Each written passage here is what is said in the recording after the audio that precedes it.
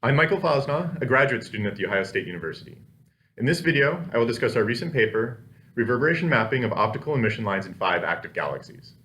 In spring of 2014, we executed a daily spectroscopic monitoring program using the 1.3 McGraw-Hill telescope at NBM Observatory. We monitored 11 active galactic nuclei, or AGN, with the goal of measuring H-beta reverberation signals and deriving black hole masses.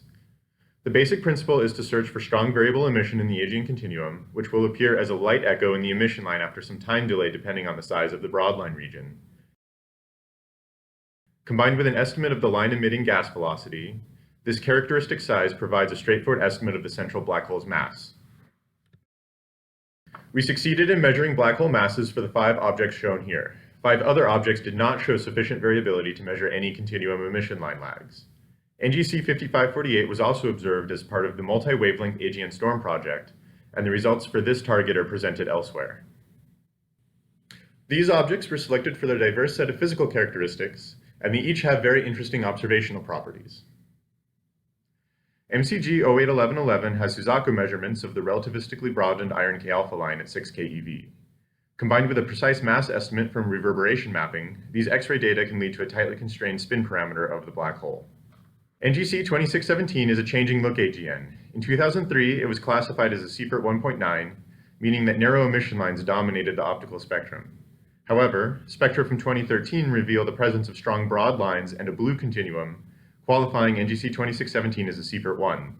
The cause of this change in Siefert category remains an open question. NGC 4051 is an archetypal narrow-line Siefert 1 galaxy and has been the subject of numerous reverberation mapping studies. We measure a black hole mass of 4.5 times 10 to the 5 solar masses, placing NGC 4051 at the very low end of the supermassive black hole mass scale. 3C382 is a broadline radio galaxy, only a few of which have reverberation mapping masses.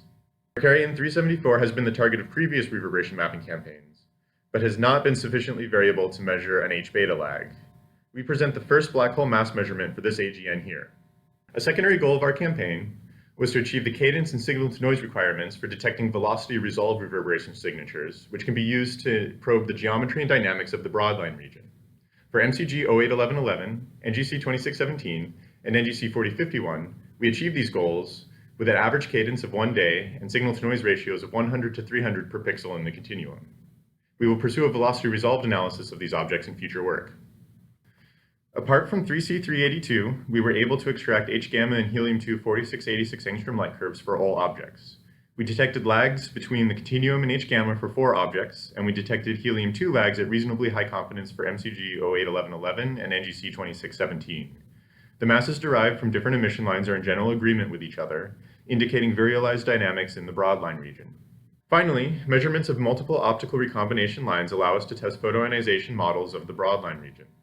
One of the main predictions is that the responsivity of helium-2 to changes in the ionizing flux should be much greater than that of the Balmer lines, and that the responsivity of H-gamma should be larger than that of H-beta.